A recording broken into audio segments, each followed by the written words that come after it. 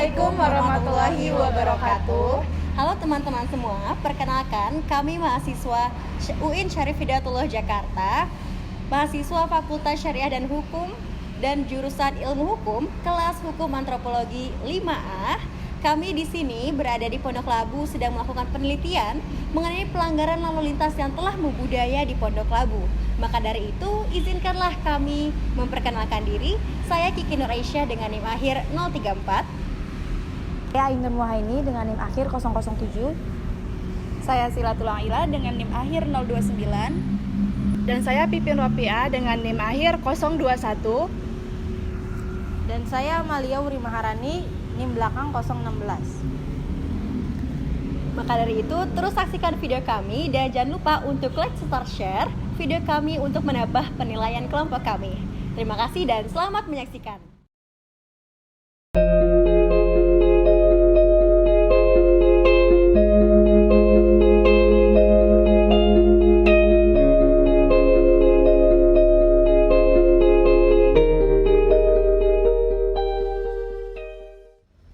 Pada dasarnya, pembangunan hukum meliputi pembangunan substansi hukum, pembangunan struktur hukum, dan pembangunan kultur hukum. Sebagaimana pendapat Lawrence M. Feldman bahwa kultur hukum atau budaya hukum bisa diartikan sebagai pola pengetahuan, sikap, dan perilaku sekelompok masyarakat terhadap sebuah sistem hukum.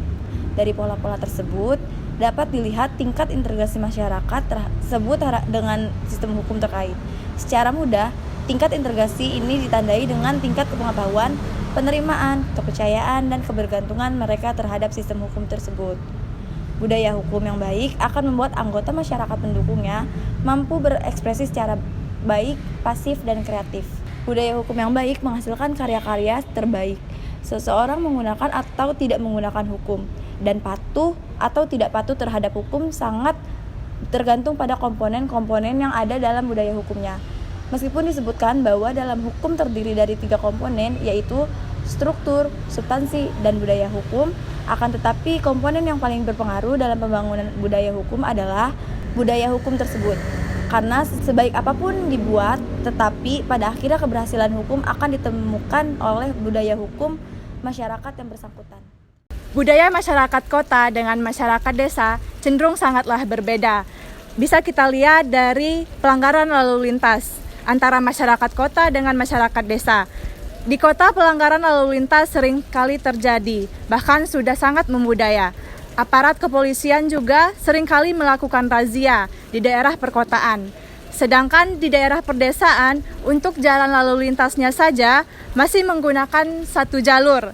Dan untuk aparat kepolisian di perdesaan, masih jarang yang melakukan razia langsung ke jalan. Indonesia merupakan negara hukum. Berbagai hal di dalamnya sudah diatur dalam undang-undang yang berlaku. Ditetapkan dalam Undang-Undang Nomor 22 Tahun 2009 tentang lalu lintas. Salah satunya adalah diwajibkan pengendara itu mempunyai SIM, selalu memakai helm ketika berkendara, selalu membawa STNK, patuh terhadap rambu-rambu lalu lintas, patuh terhadap kecepatan maksimal, perlengkapan wajib mulai dari spion, plat nomor, dan lain-lainnya. Tidak berlawan arah ketika jalan. Jangan jalan di atas trotoar meski sedang macet, karena trotoar merupakan fasilitas jalan untuk pejalan kaki. Selalu hormati pesepeda dan pejalan kaki, mengendarai motor tidak sambil menelpon. Teman-teman, setelah kita mengetahui pengertian dari budaya hukum itu sendiri dan bagaimana proses lalu lintas atau proses berkendara yang baik seperti yang diatur di dalam undang-undang, maka mari kita cari tahu mengenai budaya hukum berkendara di Pasar Pondok Labu ini. Check it out!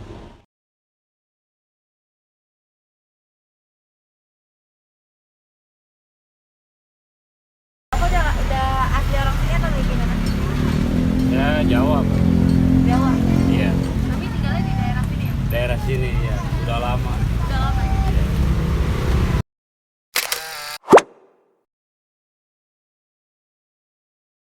Sering dia ada aja gitu ya. Soalnya kan di sini memang lawan arah ya. Dia emang yang kadang yang ininya yang lawan arahnya juga nggak mau ngalah gitu loh. udah tahu salah gitu, nggak mau ngalah gitu. Kebanyakan begitu.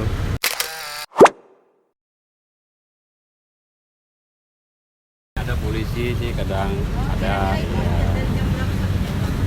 Dan pagi doang paling Mbak. Jadi kalau ada polisi nggak ada yang berani lawan arah ya, Iya, Pak ya? baru dia putar lagi. Mungkin begitu. Kalau yang arah daerah-daerah sini mungkin dia nggak mau lawan jauh gitu, makanya lawan arah mungkin begitu, bisa jadi gitu. Kalau yang lawan lalu lintas emang sebenarnya sih harusnya ikuti aturan gitu loh. Kalau menurut saya, ya kalau ya namanya orang ya susah juga diaturnya ya. Jadi tapi kalau pribadi Bapak nggak setuju ya Pak untuk orang-orang? Nggak setuju juga, iya.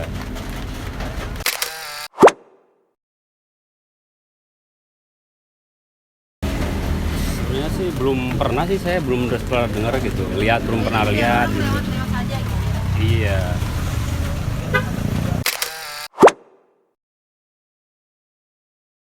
Ya bulan-bulan kemarin juga ada, iya. Itu motor dengan motor atau bagaimana?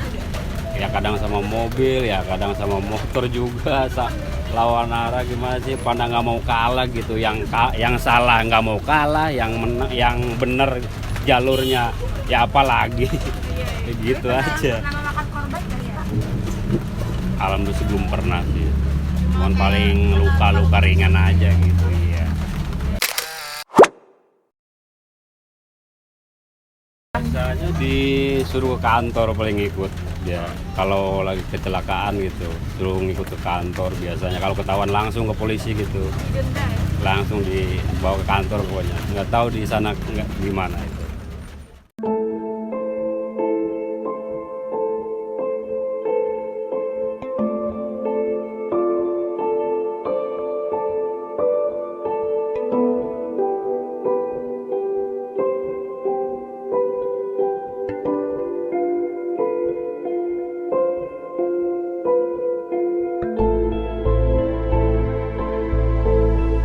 Dengan Bapak Royadi.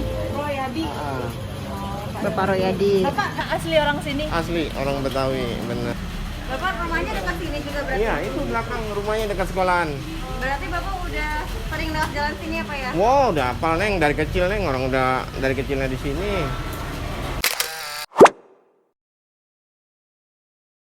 Satu arah semenjak ganti wali kota.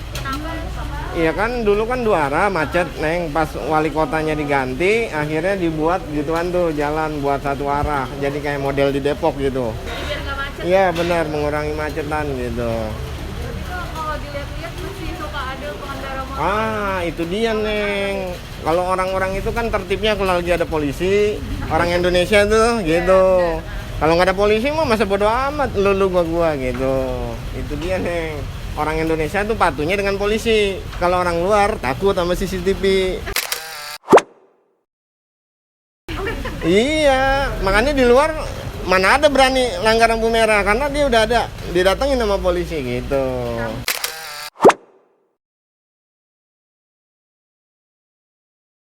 Oh nggak setuju, itu berbahaya Neng. Di sini sering tabrakan. Tiap hari ada tabrakan Neng. Malah ada yang berantem. Enggak, pokoknya tiap hari ada aja di sini mah. Di jalan sini ada yang berantem. Kadang-kadang dia salah arah, galakan dia. Galakan yang salah arah. Yang mana mah udah bener. Tapi yang galakan ini kadang-kadang mukul dianya gitu. Makanya orang Indonesia susah diatur ya kalau kita bilang gitu.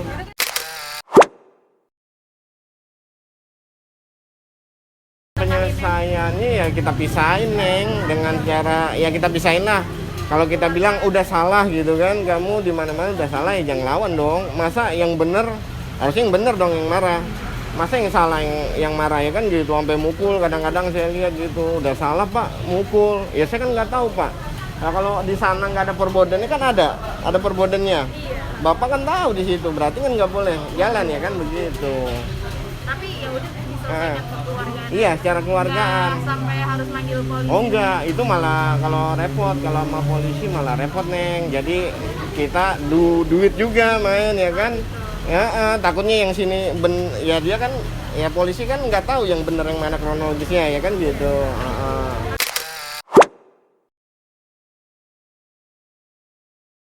Oh, kalau korban jiwa pernah Neng di situ Neng, di depan Alijar itu sering makan, itu serem. Sampai meninggal. Iya, itu udah 3 orang yang meninggal di situ. Pokoknya kalau meninggal dia tabrakan di situ pasti udah meninggal. Itu kan dulunya kuburan. Itu dulunya kuburan, makanya itu sering di situ terjadi kalau masih di sini mah tabrakan paling cacat. Iya cacat pincang lah ibarat kacar gitu. Kalau di situ pokoknya meninggal nih, nggak lama kemudian 3 hari atau 4 hari dia meninggal karena itu serem di situ. Gitu. Dulunya itu kuburan gitu.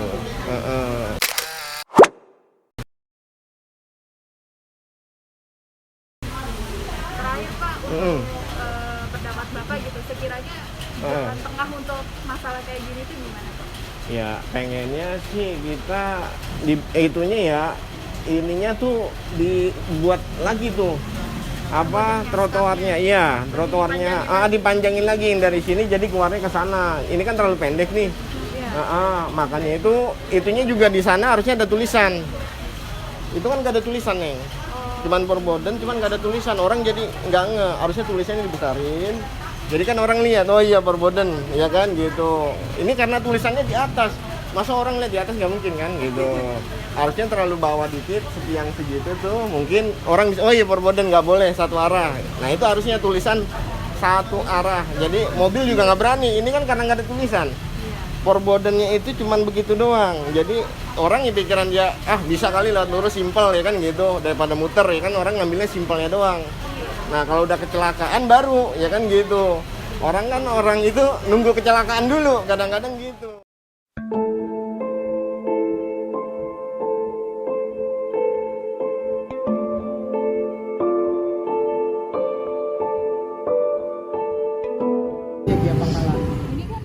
Satu arah sebenarnya, cuman ya namanya orang kan banyak yang Itu dari banyak ya orang yang soalnya kan nggak dari sana semua, banyak yang dari pertengahan. Jadi kalau mau arah ke sini harus putar ya? muter kejauhan kan gitu. Yang dari pertengahan kan nggak perlu ke sana lagi, jadi harus langsung ke sini. Iya, toleransi lah.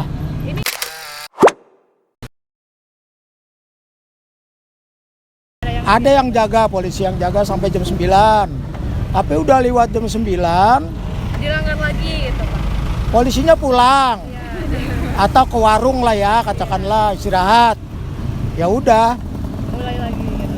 Emang nggak ada itunya, nggak ada tambah tanda larangannya nggak ada. Cuman batasnya sampai jam 9 aja. Oh gitu. Iya.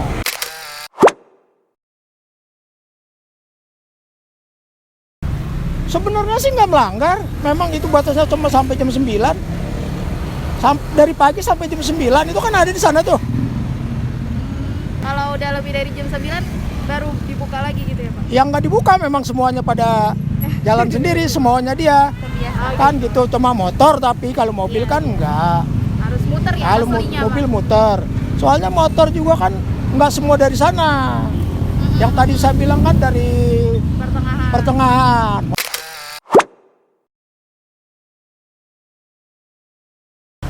Enggak sih, orang Indonesia kan toleransinya tinggi. Iya kan? Nah, enggak sih sebenarnya.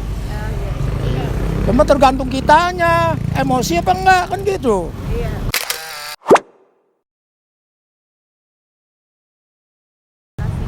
Ada, cuma ya kita akan disebabkan dengan lawan arah kayak gini juga gitu Pak?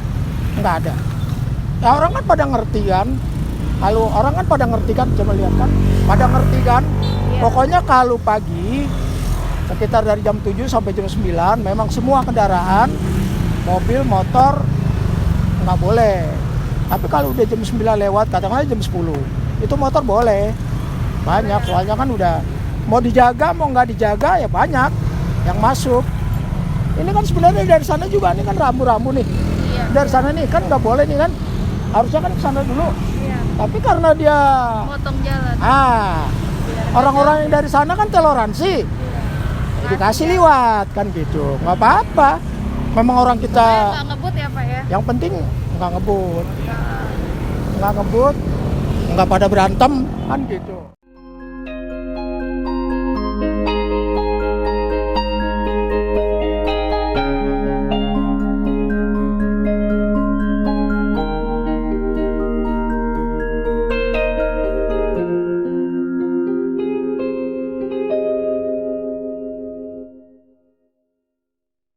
Baik, Assalamualaikum Bapak, kami dari UIN, mahasiswa UIN. Sebelumnya mohon maaf, nama Bapak siapa? Waalaikumsalam warahmatullahi wabarakatuh. Saya nama Ibda Lasto. Izin bertanya kepada Bapak terkait fenomena yang terjadi di depan Pondok Labu, di pasar Pondok Labu itu terkait pelanggar-pelanggar lalu lintas yang lawan arah. Menurut Bapak, itu tuh sejak kapan sih Pak terjadinya lawan arah seperti itu? Terima kasih Mbak atas pertanyaannya.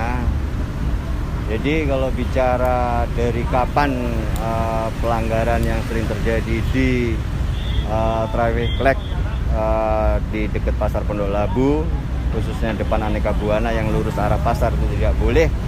Ternyata warga masyarakat yang kita lihat bersama banyak yang masih melanggar overburden itu, yang seharusnya arah pasar Pondok Labu belok kiri, tapi mereka khususnya pengendara roda 2 banyak yang sering robos atau mengambil jalan pintas lurus, padahal di situ jelas rambu lalu lintas larangan sudah ada. Jadi itu sudah cukup lumayan lama Mbak, dan kami dari kepolisian sudah upaya juga, khususnya saya dari Kapospol Pondok Labu, koordinasi dengan lalu lintas untuk ngambil tindakan daripada pelanggar-pelanggar yang sudah terjadi itu. Dan tindakan itu pun sudah dilakukan dari lalu lintas dengan bentuk apa? Menertibkan, konsekuensi dengan tilang, ya. Dan itu sering dilakukan dari lalu lintas. Namun demikian, sama-sama kita lihat juga ternyata masyarakat pun juga masih kita lihat juga masih suka banyak yang melanggar. Nah artinya gini Mbak, itu yang perlu dibenahi dengan kita sama lihat, sama-sama tahu kesadaran masyarakat itu ternyata kurang. Ternyata sangat kurang sehingga terjadi pelanggaran itu. Untuk itu himbauan kami melalui Binmaspol yang di wilayah yang selalu bersentuhan dengan masyarakat. Di situ ada Binmaspol melekat sama kelurahan. Lalu koordinasi dengan pejabat-pejabat pemerintah, contoh dari lurah turun ke RW, turun ke RT. Ketika Binmas sambang ke sana, ada kumpul-kumpul dari RT, lingkungan, ada RW, selalu Binmas pun menghimbau kepada warga masyarakat, termasuk traffic light di depan dekat pasar Pondok Labu, Aneka Buana arah pasar, di mana di situ larangan, tapi masih warga masyarakat yang melanggar itu. Himbauan itu selalu kita disampaikan dari Dinas Bimbingan Masyarakat dari kepolisian itu. Dan saran satu, kesadaran manusia, kesadaran pemakai jalan itu perlu selalu dihimbau dengan harapan masyarakat mau memahami apa arti lalu lintas itu sendiri. Demikian Mbak. Ada nggak sih Pak kendala dari kepolisian buat menertibkan lalu lintas di sana gitu? Ya, kendala sih selalu ada sih Mbak ya. Soalnya apa? Kita juga keterbatasan anggota. Kalau polisi kan tidak hanya fokus dengan satu tugas saja, contohnya kaitan lalu lintas, ya, kaitan membenahi dari pelanggaran. Sementara polisi itu sendiri kan tugasnya banyak untuk masyarakat banyak, ada kriminal, ya, gangguan kamtibmas yang lain, banyak. Jadi kita tidak selalu standby ada di situ, ya. harapan saya aja pesan kepada warga masyarakat termasuk mbak-mbaknya ini semua, mbak-mbak punya keluarga, punya saudara, punya teman, sampaikan jangan sekali-kali melanggar, ikutin aturan yang ada, SOP yang sudah berjalan. Kalau emang itu larangan ya jangan dilanggar. Itu sesuai aturan lalu lintas kalau bicara dengan masalah lalu lintas ya.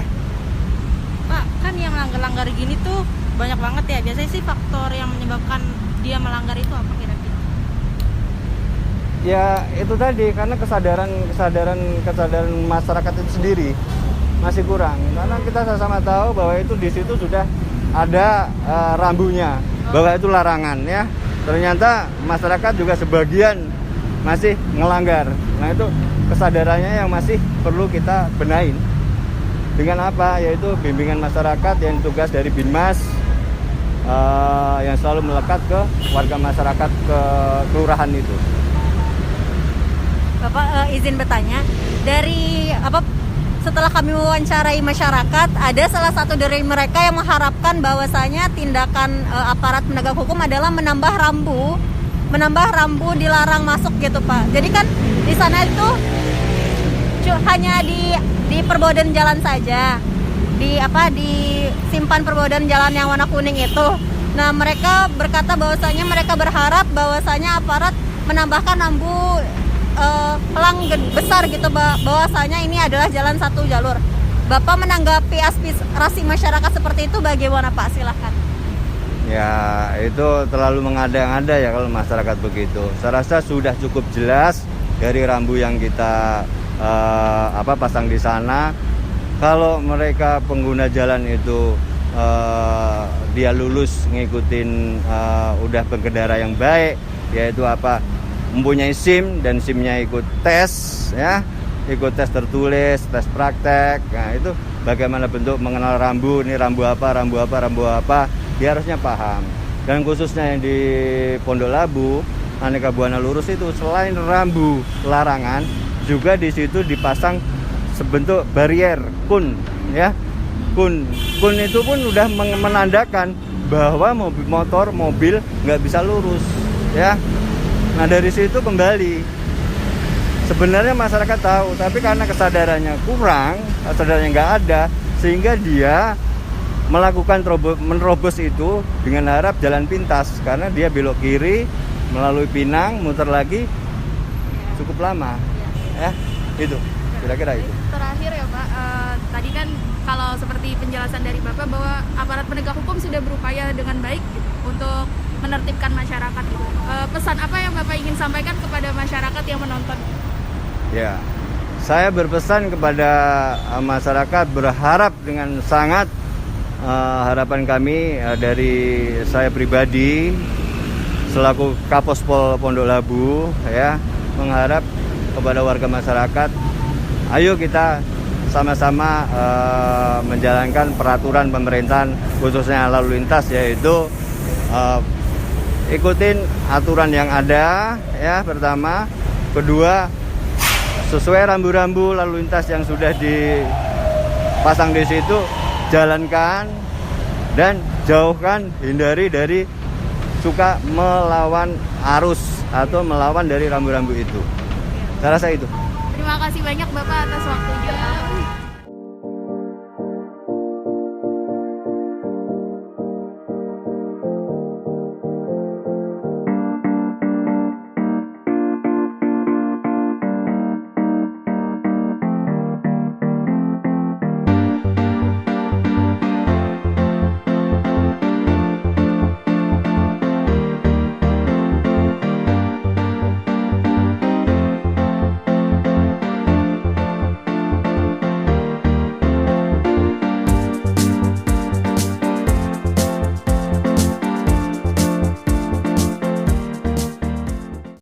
Teman-teman sekalian, sebelum kita masuk pada kesimpulan, perlu kita ketahui terlebih dahulu bahwasanya Indonesia merupakan negara yang majemuk yang memiliki begitu beragam kebudayaan, suku bangsa, agama, dan keyakinan.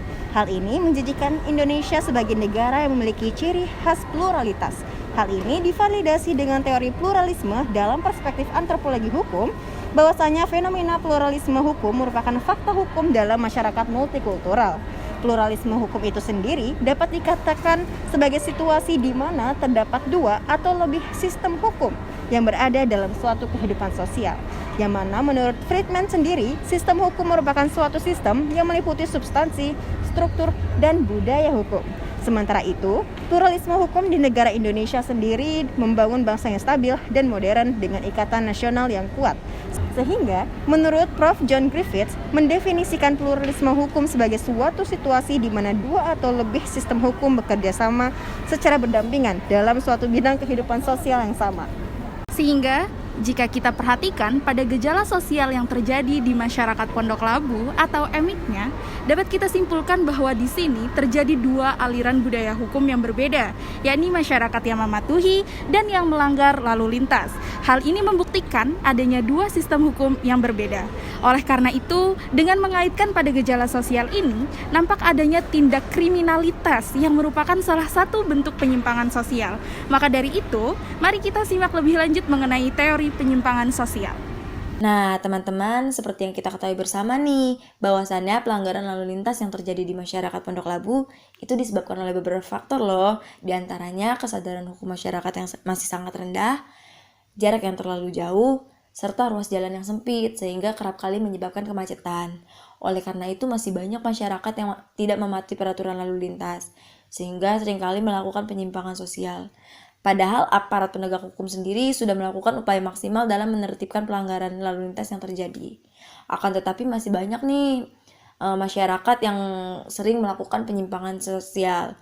Penyimpangan sosial sendiri adalah perilaku dari warga masyarakat yang dianggap tidak sesuai dengan kebiasaan, tata aturan, atau norma sosial yang berlaku. Tindakan penyimpangan yang dilakukan orang-orang tidak selalu berupa tindak kejahatan yang besar seperti merampok, korupsi, menganiaya, atau membunuh.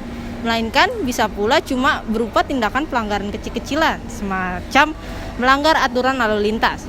Menurut Andrean Suroso, perilaku penyimpang atau penyimpangan sosial adalah segala bentuk tindakan dari individu atau kelompok yang tidak sesuai, bahkan menentang aturan ataupun nilai-nilai norma dalam masyarakat. Teori penyimpangan sendiri itu dibagi menjadi 4. Pertama, teori Differential Association yang dicetuskan oleh Edwin H. Sutherland. Yang kedua ada teori labeling yang dicetuskan oleh Edwin M. Lemmer. Yang ketiga ada teori anomi yang dicetuskan oleh Robert K. Merton. Dan yang terakhir ada teori fungsi yang dicetuskan oleh Emil Durkheim. Maka dari itu, berdasarkan penelitian yang telah kami lakukan, teori penyimpangan itu yang tepat bagi perilaku masyarakat di Pondok Labu ialah teori fungsi, karena dalam teori ini menjelaskan bahwa kesadaran moral tiap individu berbeda satu dengan yang lain, karena itu dipengaruhi oleh beberapa faktor. Nah, jadi gimana teman-teman tentang video penelitian dari kami? Semoga bisa bermanfaat bagi yang menonton dan bagi kita semua. Dan jangan lupa like, comment, share, and subscribe. Sekian dan terima kasih.